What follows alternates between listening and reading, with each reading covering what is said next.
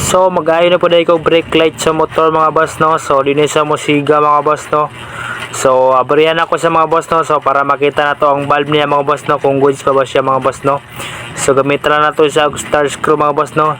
So may duwa ni sa ka-bolt na ano mga boss para matanggal na to siya mga boss.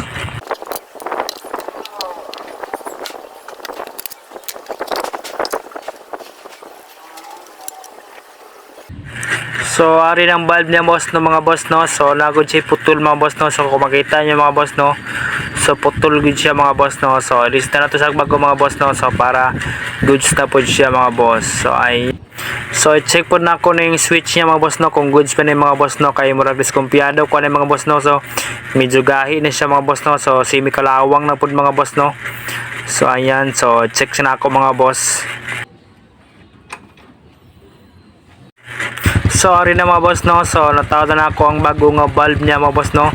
So kung makita niya mga boss no, so goods niya na siya mga boss. So musiga na yung park light o ang brake light mga boss. So ayan. So alright.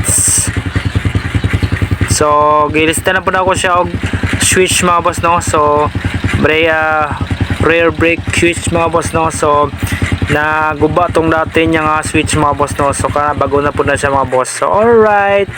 Sheesh.